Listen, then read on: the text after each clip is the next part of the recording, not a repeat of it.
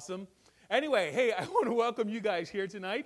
I'm so glad you could join us for this series. If you are here for the first time, welcome. We really are glad. We do hope that you enjoy the evening, and if you're returning, so glad you're back. Good to have you. Well, tonight we are starting a new message series titled The Top 10 Things I Wish I Knew About Marriage Before I Said I Do. Now, before I even go anywhere, how many of you guys in here are married? All right. Wow, that's a lot of people. How many of you guys wish there were things you wish you knew before you said you do? Just put your hands up again. Not necessarily bad things, maybe even good things, right? All right, there's always wisdom to be passed on. And so that's what we're doing with this message series. We want to prepare young adults to enter into healthy, lifetime marriage relationships. Now, here's what we discovered, or what I've discovered in the process of preparing this.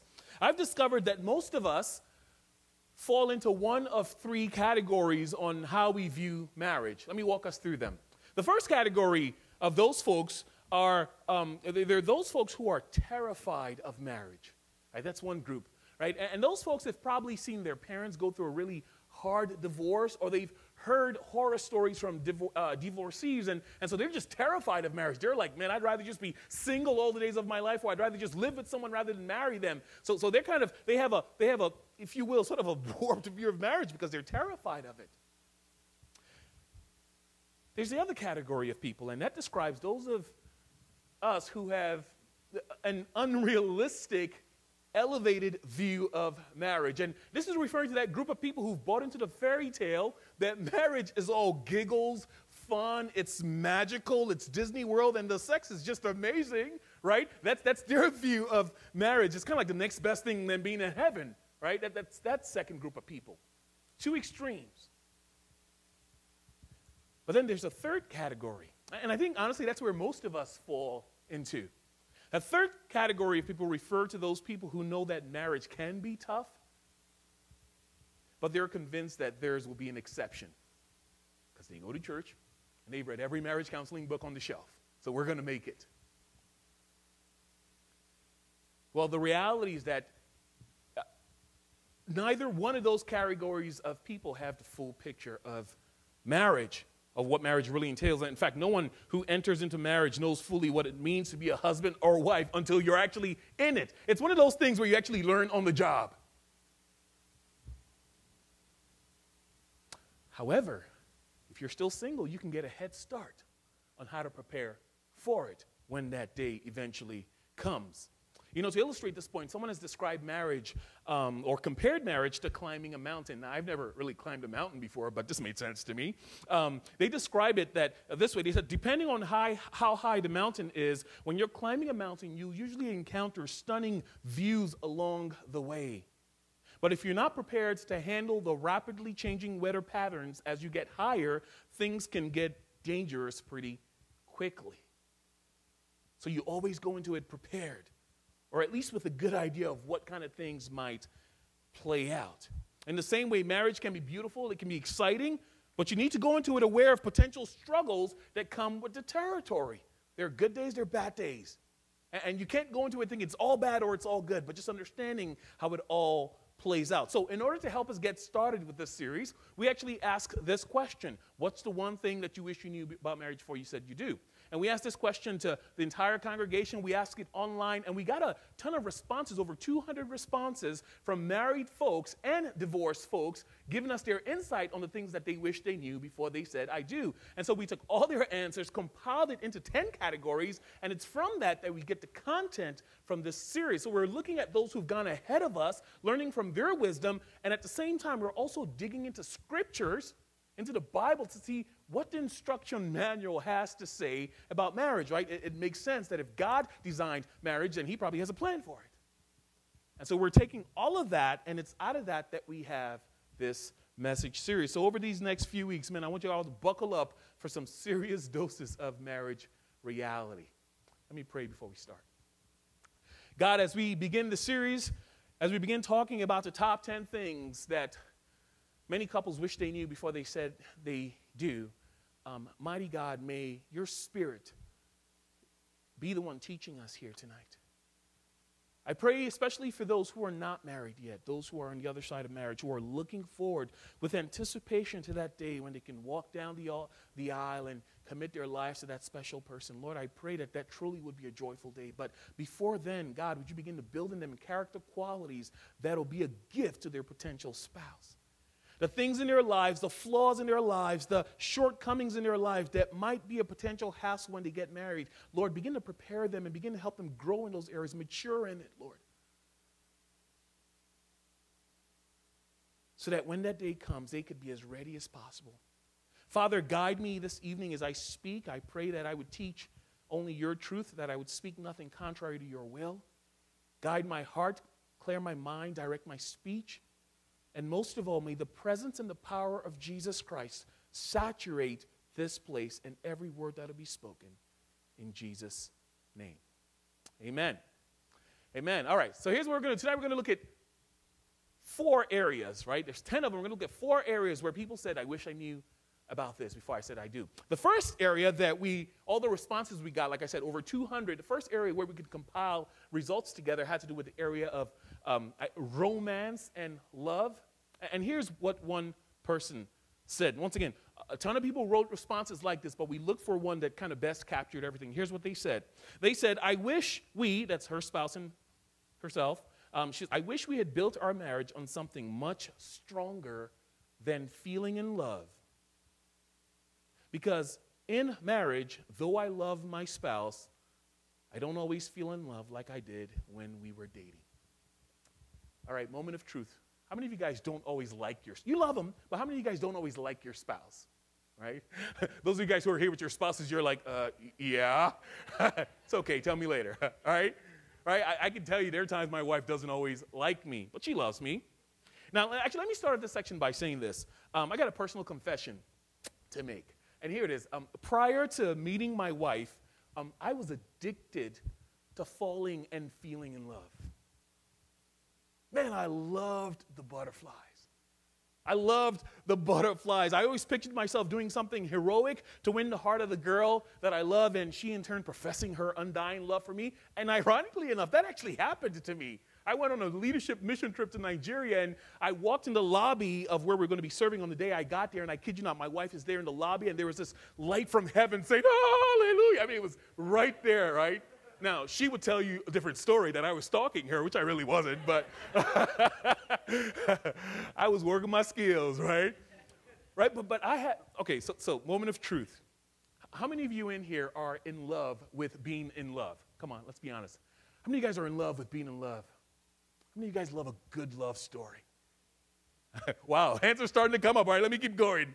How many of you spend your days daydreaming about the moment when you'll meet the one? Few of you guys, right? Hey, that's okay. We can be real about that. You know, I shared this early on with my volunteer team, but in the last 12 months of my ministry career, I have counseled, last 12 months, last year, I have counseled and married more couples than I have in my entire 7 years of professional Christian ministry. In the last 12 months. And in almost every one of those counseling sessions before I marry them, I always ask the same question. And here's the question. And I look at the guy or the girl and I say, why do you want to marry him? I do. And I ask her, why do you want to marry her? Or I ask him, why do you want to marry her? Did I say that right? I think I just confused it. I ask him why he wants to marry her, and I ask her why she wants to marry him. And the response is almost always some variation of the same answer. It usually happens like this. Why do you want to marry her or him? They look at each other, and they smile. And there's a twinkle in their eye bright enough to light my grandmama's basement. And then they say it, because we're in love. Now, I'm not trying to be a romance pooper. You know what? I wouldn't expect them to say anything else at that point, you know, if I'm being honest. Right? Because they really are in love, which really is more infatuation. Right? They're at that stage you can do no wrong. I mean, it would be unrealistic to expect a guy to look at me and say, well, I want to marry him or her, or I want to marry her, because after thinking long and hard about the whole notion of love, I've decided that it is best if I sacrificially give all I am so that she can be happy. That's unrealistic. She's not going to say that. He or she's going to say, because we're in love. They make me happy.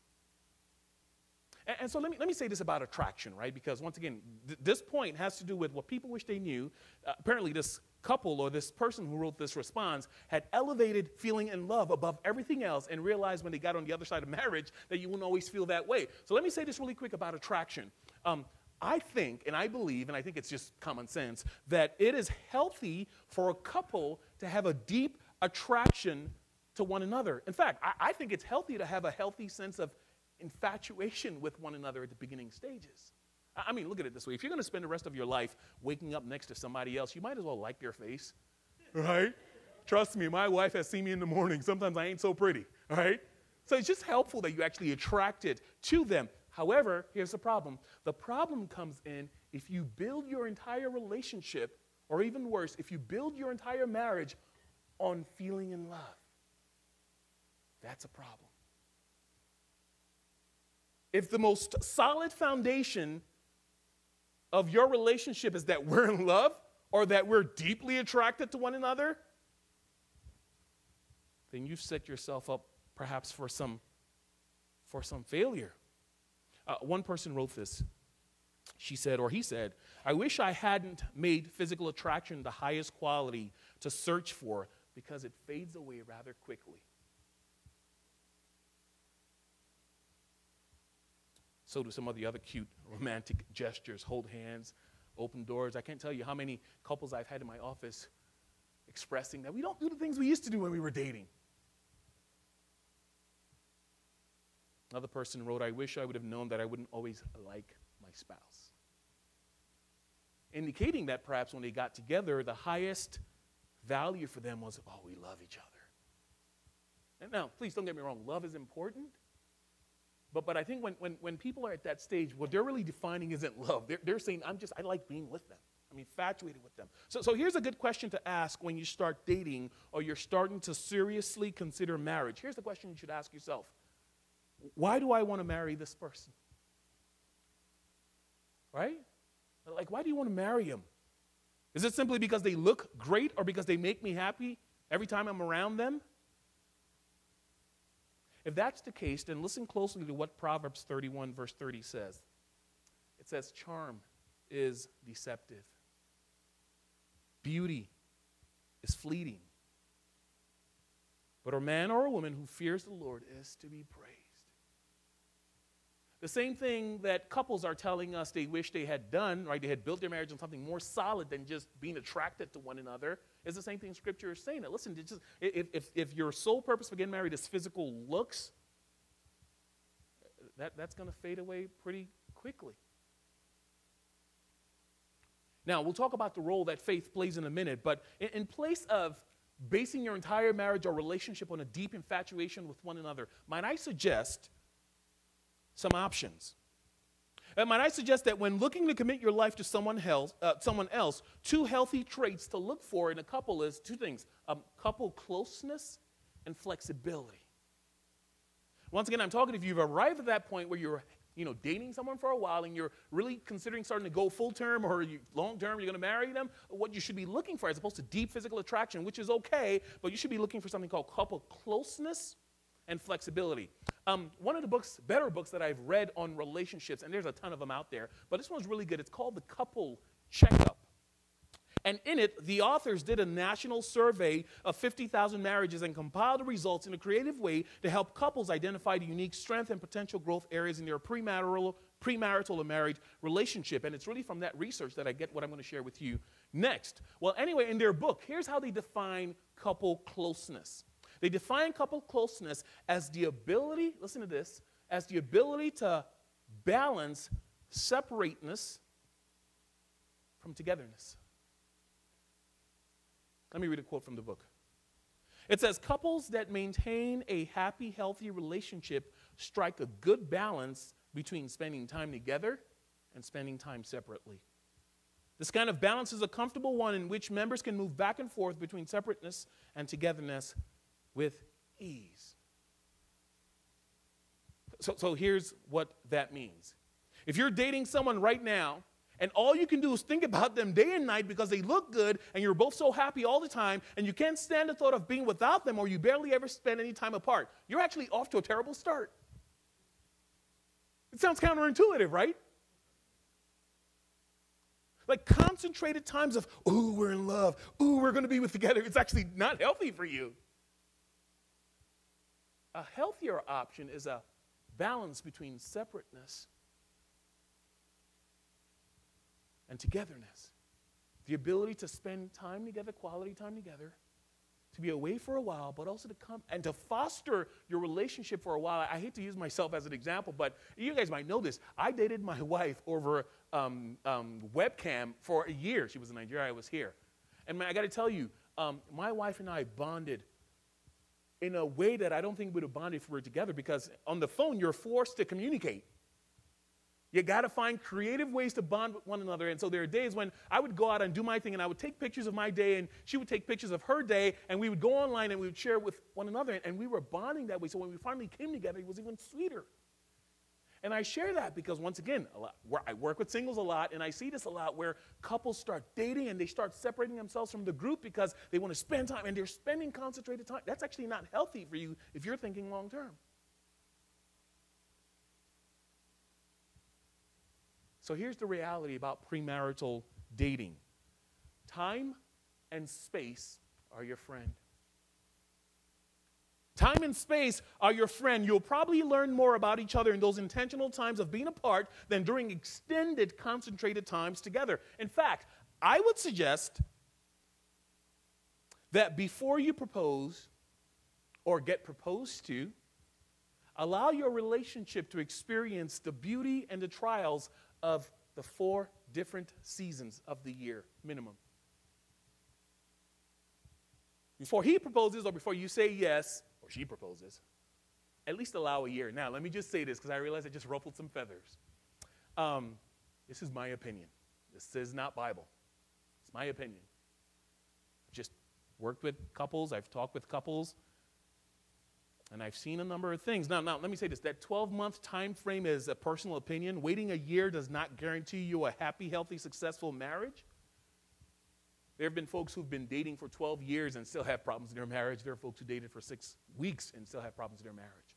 But here's what a year does. It allows you more time to better understand the other person. And, another symbol, I was talking to my wife about this. I said, if you step away from the temporary insanity of being in love, right? Because that's really what it is. You're not thinking straight. If you step away from that for a second, investing a year in getting to know someone you're going to spend the rest of your life with, a year ain't bad, right?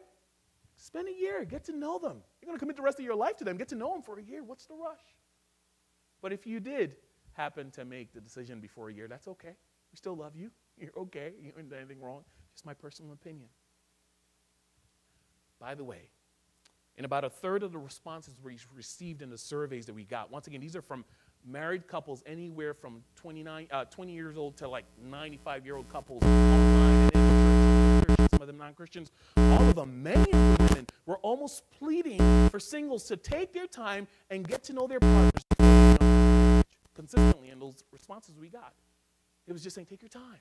Take your time, because I didn't. Take your time. One lady expresses this. She says, I wish I had known that after marriage, the things that attracted me to my spouse would really begin bothering me. It's very possible she might have discovered that if she took a year, or perhaps not. You don't discover everything about your spouse before you get to marry him, but it's healthy. Let me tell you why it's healthy. Here's a scenario I'm sure no couple dating ever thinks about. What happens if after 2 years after marriage, a house, a kid, 2 car payments, your spouse comes home one evening and says, honey, I've been thinking and praying about this for a while. I'm really frustrated at my job. I go to work feeling anxious. I leave feeling upset each day. I think it's time to switch careers. I have a job potentially lined up that will bring in less income, but we should be able to get by. Okay? That happens in every relationship. If you go into a relationship without being willingness to be flexible, that could become tedious. If you haven't talked about career goals in advance, all of these things can start popping up. Or what if she comes home and expresses the same frustration and decides she would prefer to stay home and homeschool your kids? Like, how flexible, right? That's what I'm talking about, flexibility. How flexible are you with decisions like that sometimes come up?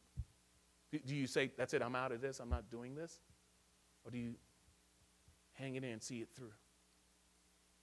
Flexibility is the ability to talk through and work through a situation like that and arrive at an amicable result.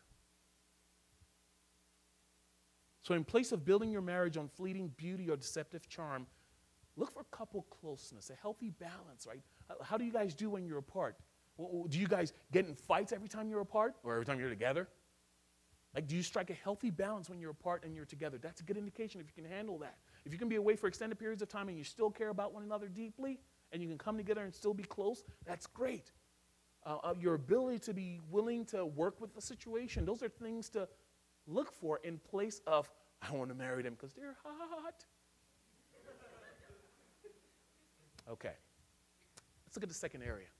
The second area that we discovered most people wish they had insights on before they said I do had to do with the area of faith. Faith.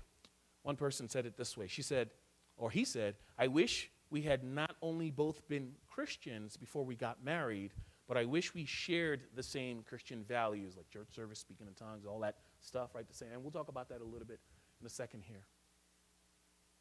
Now, this might sound weird, but this next point really is only applicable to you if you've put your faith in Jesus Christ, right?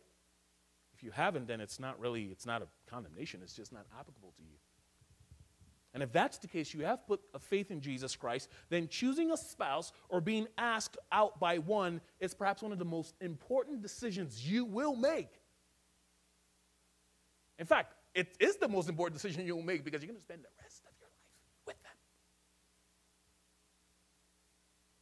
Now, I don't think we needed the responses of these 200 or so people to tell us this next point because the Bible is quite clear on interfaith dating or interfaith marriage. Here's what 2 Corinthians 6:14 says. It says, under no circumstance are you, as a follower of Jesus Christ, to be unequally yoked with people who don't hold to the same faith. It's not being elitist. It's just saying you have nothing in common.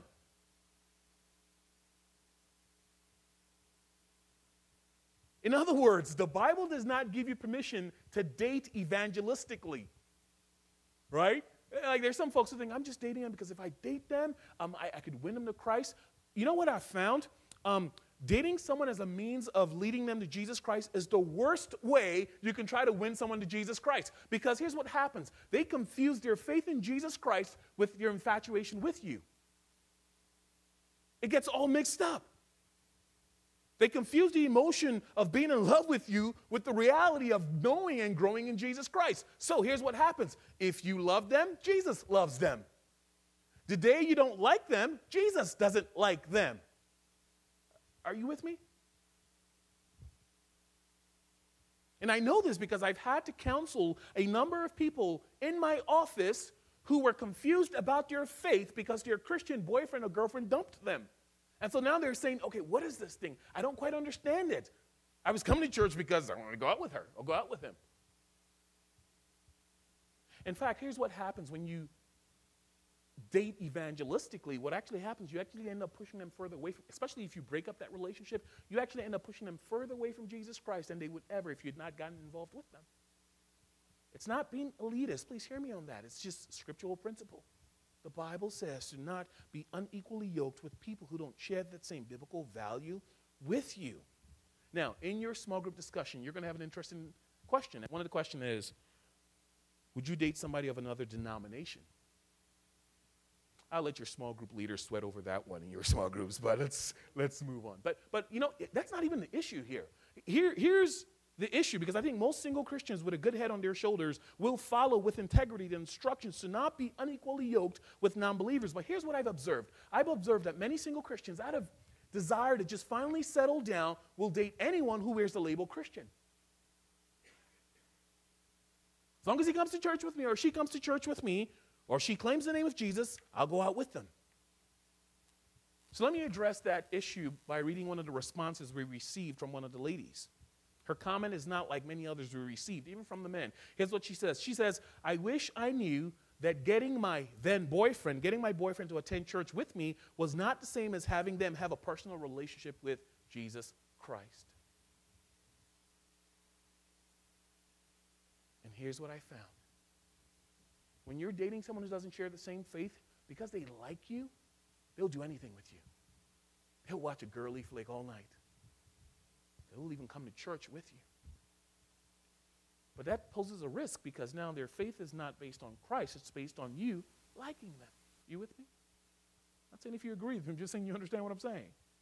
This lady found out a little late that all that glittered on her boyfriend's Bible wasn't gold. Now, let me just clarify up front, okay? I am not asking you to date only saints. I'm not asking you to date people who never curse, don't drink, don't smoke, have never watched an R-rated movie or talk like Ned Flanders from The Simpsons. That's not what I'm asking you to do, okay? All I'm simply saying is that Lord knows that even for many of us who are Christians, man, sometimes our lives don't reflect what we claim, right? I'll admit that even as a pastor, there are times when I'm like, that is not to be seen, right? So I recognize that, man, I'm a flawed person also.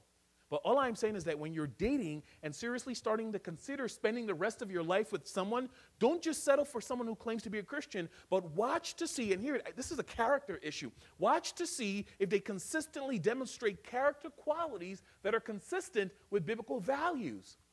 We're not looking for perfection, okay? I need to kind of clarify. We're not looking for people but just consistency. Do they demonstrate a consistent character quality that aligns with what the Bible says a man or a woman of God should live like and be like? Do they demonstrate a commitment to grow in your faith apart from the time that they spend with you? Do they display a learner spirit? Do they have a curiosity about wanting to read the Word of God? Does their behavior reflect a growing affection for Jesus Christ? I know these might sound tedious to some of you, but man, if you read a few of the comments that we received back, I got to be honest, some of the comments I received back were so sad, I didn't want to share them. Because I'm hearing people who are talking about regrets. And I wish I had done this, or I wish I had done that. And they're almost pleading, saying, if your people are single, please tell them to get this right. Don't base it simply on attraction. Make sure you and your spouse share the same values, the same Christian values. And we're learning from these people. One guy captures this painful reality really well in his answer. Here's what he says. He says, I wish I had put my relationship with Jesus Christ first instead of the pursuit of looking for a wife. And you know what? I'm all about singles finding a spouse, man. I am like, on the side matchmaker. Like, it gives me no greater joy than to see one single guy who loves God, one single girl who loves God. Like, that's pure joy for me. But I just want you to get it right. Don't settle. Don't just settle for anyone. Your highest goal in dating is not to find a spouse, not even to find a Christian spouse, but it is to personally grow in your faith, your knowledge, and your affections for Jesus Christ. Here's why that's important. I think I've shared this illustration before, but pastor and teacher Tommy Nelson, he teaches through the book of Song of Songs, phenomenal Bible teacher. Here's how he describes it. He says, let me read it to you. He says, when you're looking to find the one whom you'll spend the rest of your life with, run as fast as you can towards Jesus Christ. Commit yourself to him. Stay devoted to him in bad times and good times. Be totally sold out to him all the days of your life. And then I love this part. He says, then as you run, look to your left, look to your right. See who's running with you at the same speed. That's important. Watch who's running at the same, who's keeping up pace with you. Wave at them. Perhaps they wave back at you, smile at you. And if they stay up with you after a while, invite them over, or you run over to them and run with them. Join them in their pursuit of Jesus Christ and run together all the days of your life. In other words, marry them. If I may build on that illustration, it's kind of like you're running this race and you're stopping to go find people. Just keep running. Keep running and look for who's running with you at the same pace. Even if you were not a Christian, that point is applicable. Right? Find for someone who's running at the same pace you are in life. As long as that pace is consistent with biblical values. Are you with me? Listen, marriage is a beautiful thing. It is. But man, it requires intentionality. It requires effort. Even if you're a Christian. It takes work. Any couple in here, ask any married couple in here, and they'll tell you marriage takes work. And I realize that, we're talking about marriage, and I'm making it kind of sound heavy and dark. That's because in times past, I've kind of elevated marriage, which I think is important, but I've painted this beautiful picture, but I think I need to kind of let you guys know that, it takes work. And you know what? I've had couples that I love dearly who love God. I mean, men and women who love God, who've said there are times in their marriage where they just thought, man, I don't know if I want to do this anymore. But they put in the effort. Right? And I just want to paint that for you as singles to recognize that, you know what, before you get there, understand what's ahead. It's a beautiful thing. It really is. Especially when you marry someone who's your friend, who you really love, who you agree with. Man, it's a beautiful thing, but it requires effort. As long as you both consistently demonstrate a love for Jesus Christ, or where he says, love the Lord your God with all your heart, soul, and mind, you will find that if Christ is the center of your marriage, though difficult days will come, a three-strand cord is not easily broken. So, the first thing we learned was don't build it simply on attraction, right? I meet a lot of single guys a lot. I'm like, hey, you're dating. How come, man? And he's like, have you seen her? Yes, I have. Have you? Right? Okay. Don't do that. Build it. Look for couple flexibility. Look for godliness. The second thing was what? Okay, I forgot what it was. What was the second thing? The second thing was, I really did forget. What was the second thing? What was it? Faith, right? Don't just look for someone who wears the label Christian. Make sure you guys share the same values. Run at the same pace. And thirdly, was in the area of communication. This one was huge. I think we got more responses in this area than any other area. Here's what one person said. They said, I wish I had known that my spouse expresses their love for me, or the way my spouse expresses their love for me is completely different in the way I express my love for them. It's been very encouraging learning to speak each other's love language. Out of curiosity, how many of you guys in here have read the book or understand what love languages are? All right, so maybe half of you guys. So let me do this before I even make this point. I want to recommend 3 books for you, okay? So if you have a pen, write these books down, whether you're single, married. Even if you're married, these books are great because these will really help you foster intimacy in it. But here we go, 3 books. First one is by Dr. Les and Leslie Parrott, and it's called LOVE, Putting Your Love Styles to Work. Phenomenal book. Phenomenal book. This book is a great book that helps you identify your unique love style, right? And here's what this book is really getting at. For some guys, right, for some girls, right, they're all about the romantic, some girls and some guys, they're about the romantic gestures. So you get them a flower, you buy them a specific kind of purse, they really love that. And then for some guys, they're not about romantic gestures. For some guys, the way they express their love for their spouse is by fixing the garage. They are saying, I love you with all my heart when I fix that dishwasher for you. And it's not wrong. That's the way they express it. Let me give you an example. My wife, her love language is quality time. Right? My wife loves when she just doesn't want me to sit in the living room with her with the TV on. Like that dude is just interrupting us. Like she's like, can we just hang out in the living room with the TV off? And I'm like, oh, can I mute it? No, off. All right, so I got to turn it off, right? Like one of the things that makes my wife happy is I get off work at 5 o'clock. On the days when I leave a little early, man, she is just happy. Like she loves my presence, right? And by the way, she'll tell you this, eye contact. She doesn't want me next to her watching TV. And I'm like, I'm bonding, honey, come on. And she's like, no, here, right? All right, that's my wife. But for me, that's not, I grew up in a family where you do whatever you want.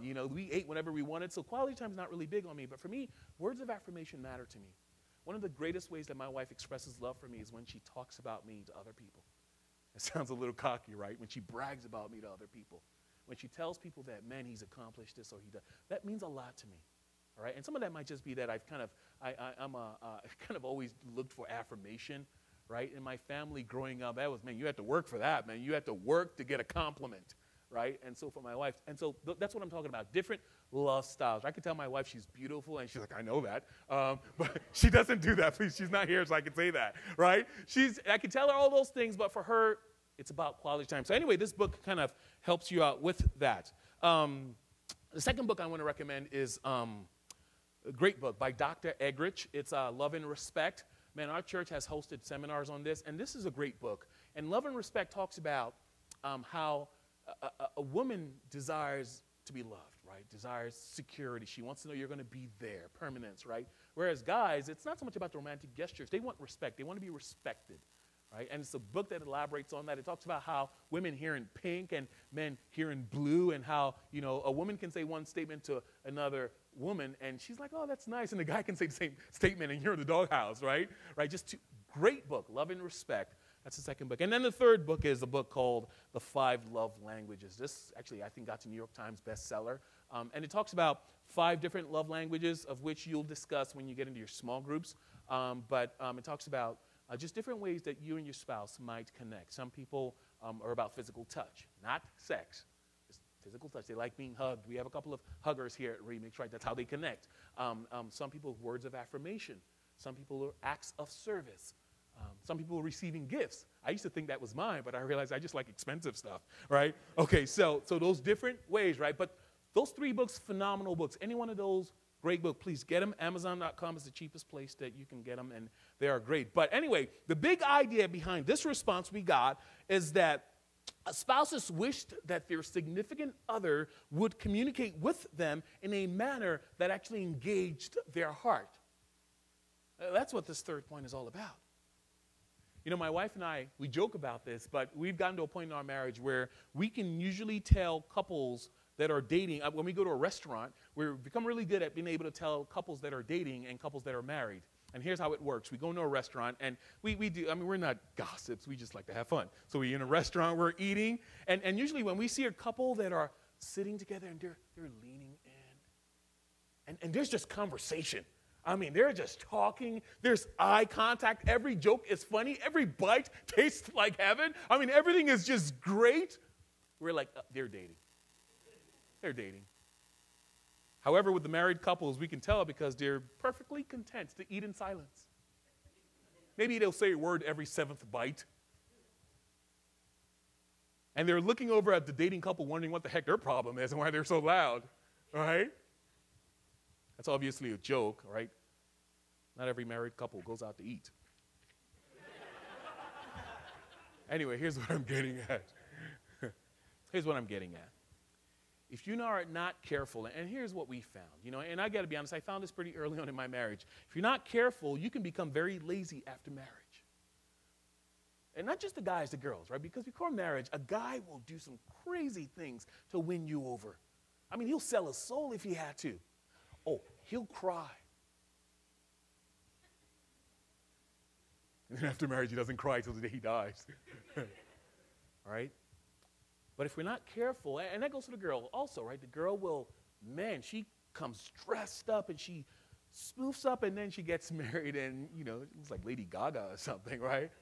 Right? It's both sides, right? We can get lazy after marriage, and worst part is that we can quit trying to communicate.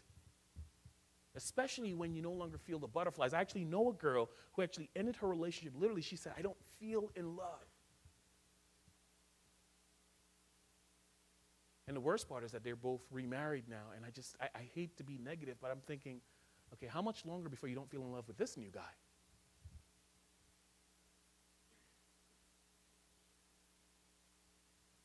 I've known too many couples who've quit too soon on their marriage, when in reality what probably needed to happen was that they needed to relearn how to communicate in a unique language that engaged the other person's heart. Please, I'm not sitting here on a pulpit saying, hey, work on your marriage. My marriage has its hard days. We're only 3 years married. Holy cow. Those of you guys who've been married longer will tell me, dude, wait, right? But it's important you build on a firm foundation. One guy put it best when he wrote in his response. He says, I love this response. He says, I wish I would have known that marriage is seasonal.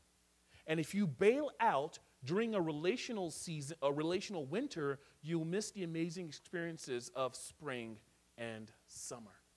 It's beautiful, right? Right? Marriages go through seasons. And there are seasons where it just feels dry, hot. And then there are seasons where it is life. And then there's when children come in, and that brings in a whole new season. Statistically, the longer you are married, the better it gets. In fact, somewhere between year 30 and year 35 is usually when couples experience the highest marital satisfaction. But what happens? Most couples quit between year 1 and 10. One of the most beautiful sights I've ever seen, and I love this, and I've kind of held this up as a standard for me. One of the questions you guys will talk about in your small groups is, whose marriage do you hold up as a model marriage? Not as a perfect marriage, but to say, I really love the way they love one another, and I want to strive for that. But one of the most beautiful sights I've seen is one of my mechanics. Actually, you guys might know his grandson. How many of you guys know Clint Frucci? Some of you guys know Clint. His grandfather, Andy Frucci, owns a shop, and I take my car to his shop. And I remember one day I was with him, and we were in an important conversation, and he actually put me on hold to take a call, and it was his wife. And they were making plans for dinner, and when he was done, he was just like, all right, I'll see you later, babe. Now, they've been married for what, 30-plus years? They're in their 60s, maybe heading 70s. They still call each other babe. I've seen those same older couples and others in our church lobby calling each other sweet. And and I pray that God, when my wife and I get it, we still call each other babe, sweetie. May she still call me hot? All of this might change, but I am in essence hot.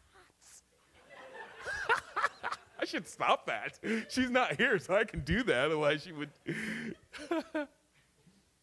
Oh, man. In the book that I just quoted, The Couple Checkup, they discovered in their research, listen to this, that the area that most strongly distinguish happy couples from unhappy couples is what? Guess what? Communication. That's the number one area where they found the distinguishing factors between struggling couples and happy couples. It was communication. Here's what they said. Happy couples appreciate the level of comfort provided by their partner, the ability to share important information and beliefs, their partner's listening and speaking skills, and the ability to communicate openly with their partner. I'll give you the book later if you guys are trying to get the name.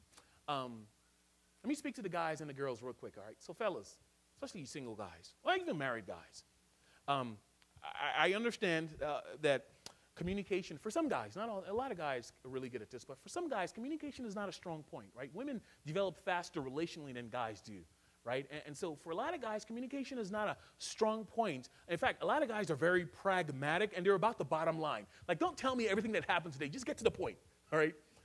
Okay, unfortunately, that's how your spouse connects. I remember when I first got married, I would get home, and my wife would be like, honey, how was your day? It was great. And she would get upset. I'm like, I just told you it was awesome. She's like, no, I want to know what happened today. Oh, okay, not much. It was awesome. No, I want to know it. And I'm like, what, do you want me to walk you through every hour? Yes. I'm like, that's a little crazy. Like, you know, right? And she didn't literally want me to, but she wanted me to talk about it. So let me say this to you fellas. While you're single, your ability to share. I can just see the guys like cringing, like innermost what? I ain't got one of those, right? But listen to this. Your ability to share your innermost thoughts and your private feelings with your future spouse, listen to this, will bring your relationship to a deeper level, especially during the post-honeymoon years when the relationship doesn't have the initial sparkle that it did. There have been days when I've just poured my heart out to my wife, and man, for her, that's been good. For a week, she's just like, wow. And that means the world to her. Now, that's easy for me because I'm a pastor. I do this for a living. I talk for a living. I process thoughts for a living. But I understand for a lot of, I've worked with a lot of guys where I'm like, dude, tell me about your life. It's good. Come on, man, there's more than good. Yeah, right? But for your spouse, that's going to be important. 1 Peter chapter 3, verse 7 says this to the guys. It says, in the same way, you husbands must give honor to your wives. Think about that. Honoring her includes listening to her, not only listening to her, the ability to engage her. In fact, it says, treat your wife with understanding as you live together. Part of treating your wife with understanding is the ability to provide for her what she needs the most, which is your innermost thoughts, private feelings, and honesty, really, right?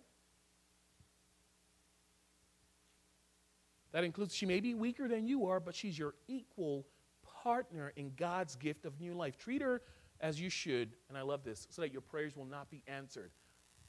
Perhaps you don't think about this. God says in the scripture that when husbands mistreat their wives, it affects your prayer life. So this is an aside, but for those of us who are married, if you've got consistent prayers you've been praying and you're not seeing answers, I just want to suggest, might you look in this area? Have you been mistreating your wife, not living with her with understanding? Because God says, this will hinder me from hearing you.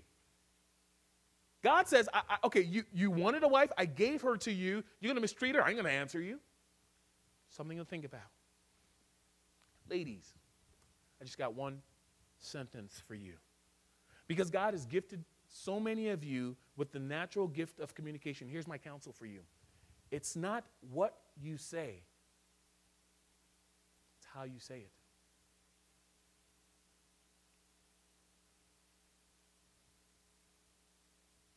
Please spend some time thinking about that one.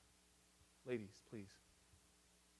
That'll make a huge difference. You can win your husband over, or you can crush him by the way you say what you want to say. And you very well might say, you might have great truth in what you say, but it's how you say it. Proverbs 12:18 says, there is one whose rash words are like sword thrust, but the tongue of the wise brings healing. Ladies, you have a lot more influence and impact over your husband than you think.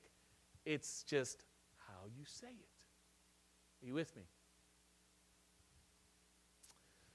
So those are the three responses that I'm going to share tonight. We got more in the coming weeks. We'll share more of them. But here's what I want to do with the latter part of this message.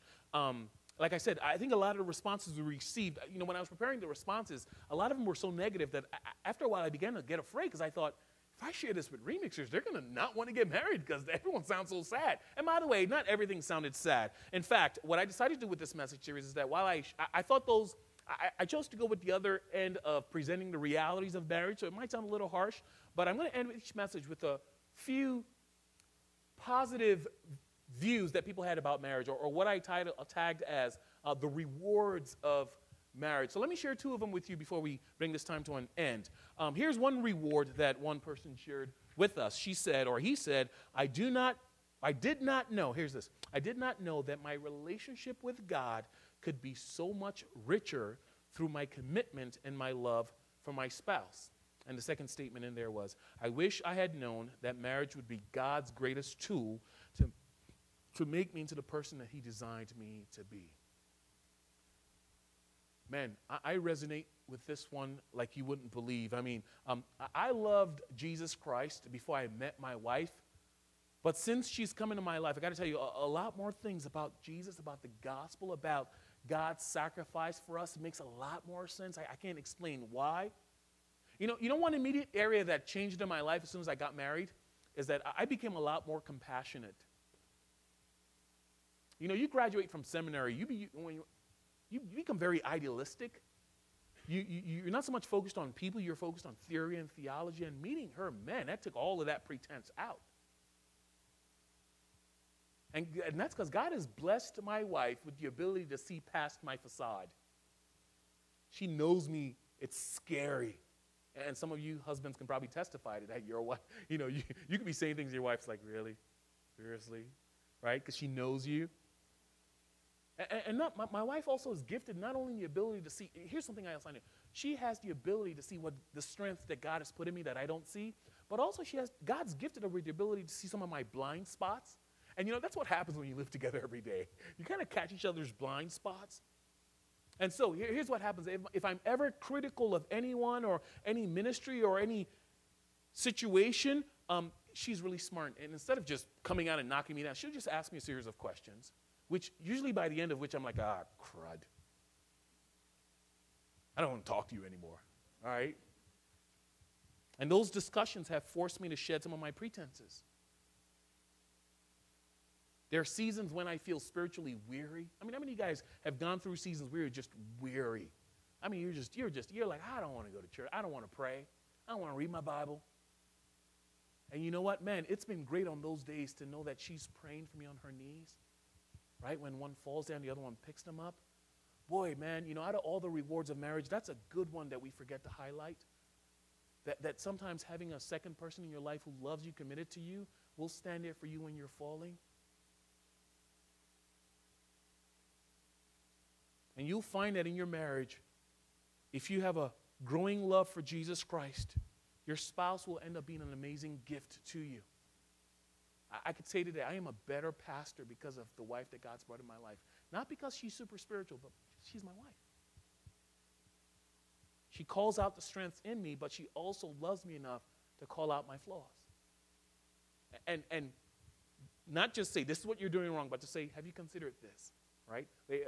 Every one of my bosses I've always worked with have always say, don't come to me with problems. Come to me with solutions. Don't just come whine about what's not working. Come with me with ideas on how to fix it.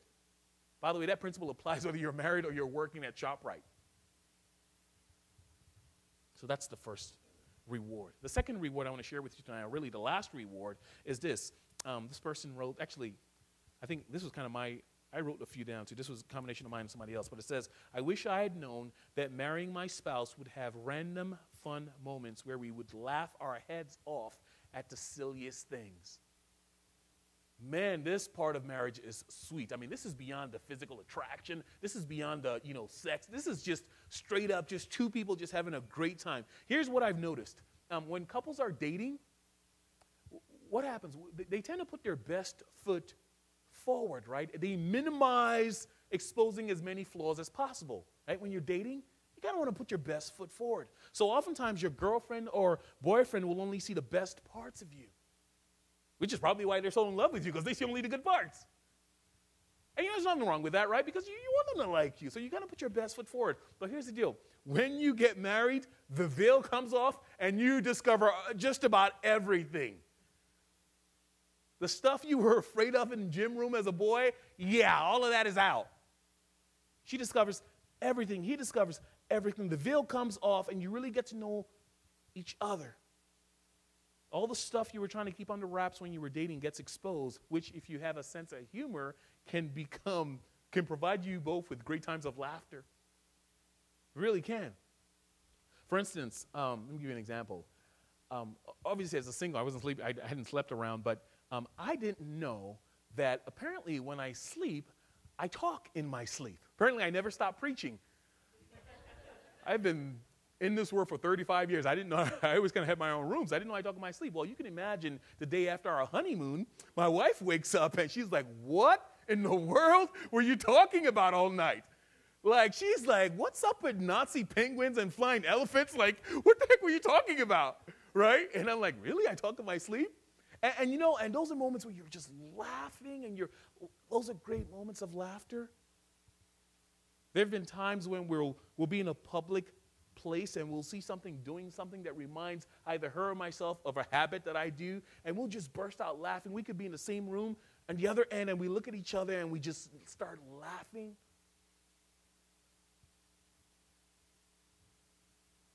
There have been times I'm in the living room and my stomach is making all kinds of fun, like silly things that you've been trying to keep under wraps. It all comes out. And I tell you what, there'll be days in your marriage where you and your spouse, and some of you might be thinking, well, I have that with my girlfriend, I have that with my friends. It is different with your spouse, because it's some of the hidden stuff that no one else sees, your spouse sees. And man, that's a beautiful thing.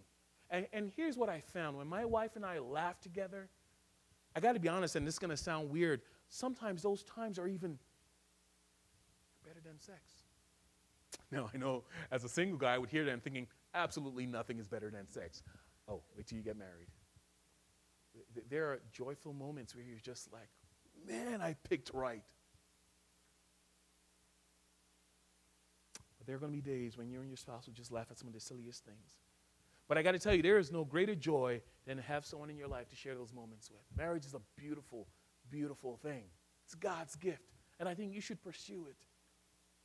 I have not yet met a single person who's been called to be single all the days of their lives. So my assumption is you're called to marry someone. Get it right. There are a lot of choices you can get wrong and easily recover from, but the choice of whom you're going to spend the rest of your life with, you need to get that one right. And I hate to end on a sour note, but I thought it was worth saying this. And as a single, I know I wrestled with this at different times. Loneliness, that could be a hard thing, right? But here's something you should know. Some of the loneliest people in this world are not single people. Some of the loneliest people today are married people who are in a marriage relationship with a spouse whom they can no longer connect with. And I didn't just make that up. That's based on tons of people walking in my office, sending me emails asking if I could meet with their spouse, talk with them. That's based on many divorced couples that I've spoken with who are just struggling with loneliness because their spouse and themselves have nothing to connect with, which